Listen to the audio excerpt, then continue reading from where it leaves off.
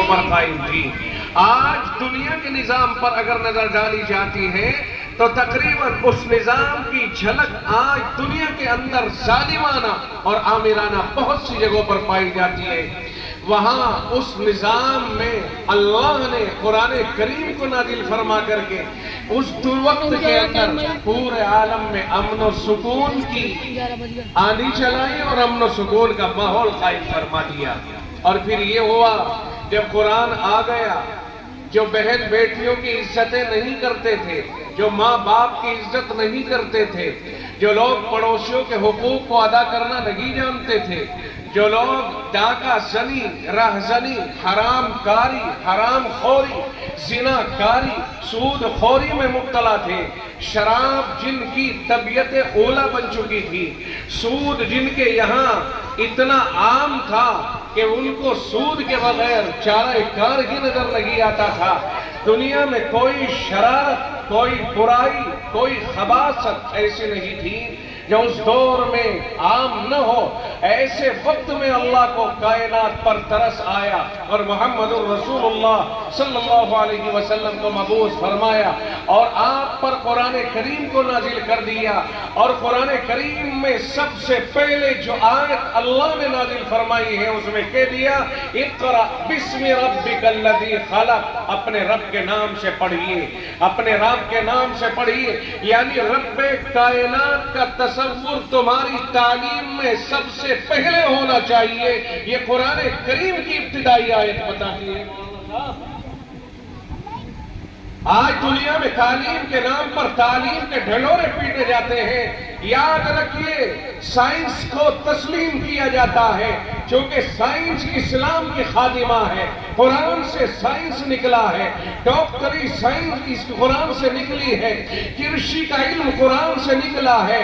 دانشمند لوگ سمجھتے ہیں کہ یہ ہم نے ایجاد کیا ہے، حالانکہ تمام علوم کا سرچشمہ قرآن کریم ہے۔ میں زیادہ تفصیل نہیں کرنا چاہتا، اشارتاً کہنا چاہتا ہوں کہ قرآن کریم سے پہلے تورات ہے، انجیل ہے، زبور ہے۔ قرآن سے پہلے ساری دنیا کے اندر سب کچھ ہے۔ قرآن سب کے بعد آیا ہے۔ امت مسلمہ محمد رسول اللہ صلی اللہ علیہ وسلم کی امت اور آقا سب کے بعد تشریف لائے ہیں۔ لیکن کیا وجہ ہے کہ دنیا ترقی نہیں کر رہی ہے جب تک قرآن نہیں آتا؟ دنیا کے پاس توپ نہیں ہے جب تک قرآن نہیں آیا، دنیا کے پاس ایٹم بم نہیں ہے جب تک قرآن نہیں آیا، دنیا کے پاس کوئی ایسی مدافعاتی مضبوط تدبیر نہیں ہے جب تک قرآن نہیں آیا۔ قرآن آیا، لوہے کا پتہ بتایا، قرآن آیا، کائنات کی کھوج بین کی اطلاع دی، کائنات میں لوگوں نے آگے بڑھ کر کے اپنا رول ادا کیا، خدا نے عقل سے نوازا، قرآن نے رہنمائی کی، لوگوں نے تحقیقات کی، اللہ نے تحقیق کے راستوں کو عام کر دیا۔ اب توپ بھی آ گئی، ٹینک بھی آ گیا، میزائل بھی آ گیا، ہوائی جہاز بھی آ گیا، پانی کا جہاز بھی آ گیا، پنڈبیاں بھی آ گئی، ہر چیز آ گئی۔ قرآن سے پہلے آپ دنیا کی کوئی طاقت ثابت نہیں کر سکتی کہ ترقیات کے یہ اسباب پیدا ہوئے۔ اور یہی قرآن کریم ہے جسے اٹھا کر کے ایک طرف رکھ دیا گیا اور ساری کی ساری طاقت ہم نے اسکولی تعلیم کے اوپر جھونک دی۔ مجھے اس سے اشکال نہیں ہے کہ کوئی اسکول میں جائے نہ جائے، میں تو یہ کہتا ہوں اسکول میں جاؤ، آگے پڑھ کر کے جاؤ، لیکن قرآن کو چھوڑ کر کے اگر کوئی اسکول جاتا نری گمراہی ہے۔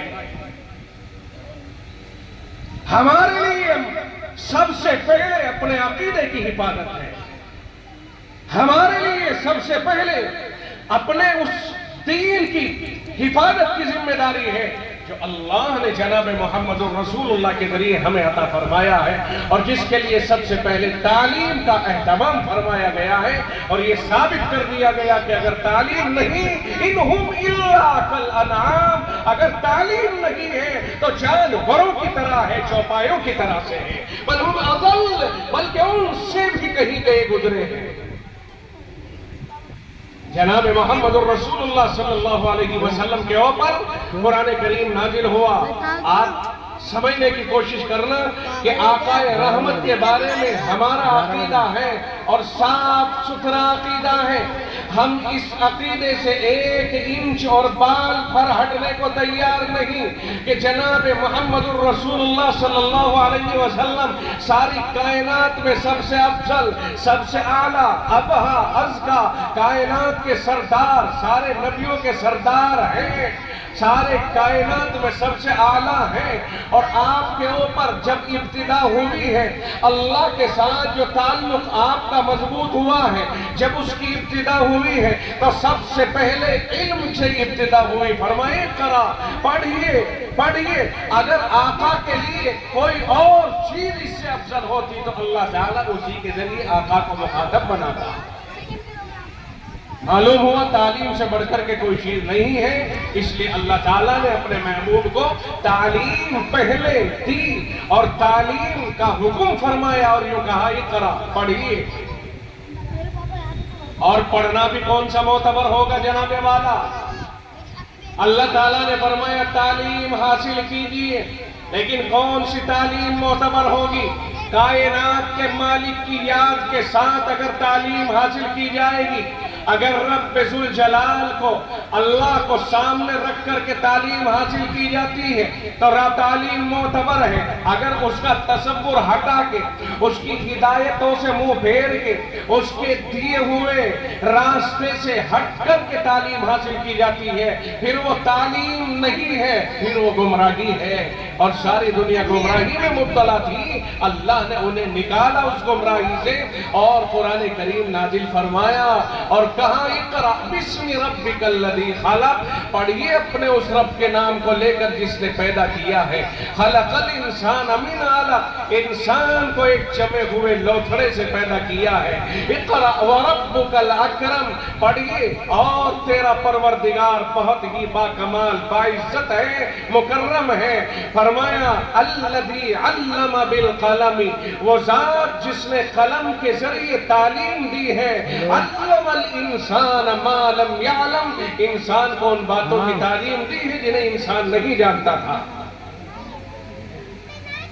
پھر اللہ تعالیٰ نے علم کے اتنے دریا بہائے، اتنا علم اللہ نے محمد الرسول اللہ کو عطا فرمایا کہ ساری کائنات کا علم ایک طرف اور آقا کا علم ایک طرف، حسن یوسف، دم عیسیٰ، ید بیضہ داری، تمام پیغمبروں کی خوبیاں ایک طرف، ید بیضہ داری. یہاں تک اگر اس شعر کو مختصر کیا جائے تو سمجھ میں یہ آتا ہے کہ تمام پیغمبروں کی خوبیاں ایک طرف اور مصطفیٰ کائنات کی خوبیاں ایک طرف. اگر یوں کہا جائے کہ سارے نبیوں کو اگر اکٹھا کر لیا جائے تو محمد الرسول اللہ کا علم اکٹھا ہو جائے اور محمد الرسول اللہ کے علم کو پھیلایا جائے تو تمام پیغمبروں پہ تقسیم ہو جائے.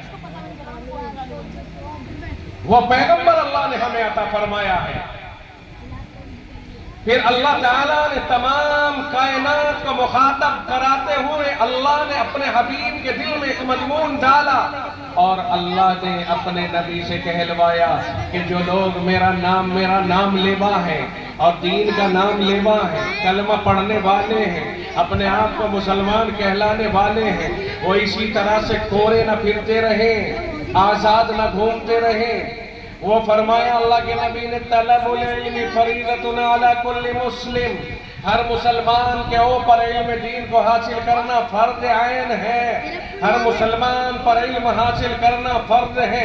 ادھر اللہ کہتا ہے پڑھیے اپنے رب کے نام کو لے کر، ادھر محمد الرسول اللہ فرماتے ہیں ہر ایک اس آدمی پر جو اپنے آپ کو ہمارا تابعدار سمجھتا ہو اور ہمارا نام لیوا سمجھتا ہو، ایسے آدمی کے اوپر علم کو حاصل کرنا فرض ہے. اب آپ اندازہ لگائیے، ایک طرف رب بلند شان کے ساتھ ارشاد فرماتا ہے پڑھیے، اور دوسری طرف جب 23 سال کی مدت پوری ہو جاتی ہے تو رب ذوالجلال 23 سال کی مدت میں 30 پاروں پر مشتمل اپنا کلام مکمل کرنے کے بعد اسی جاہ و جلال کے ساتھ اعلان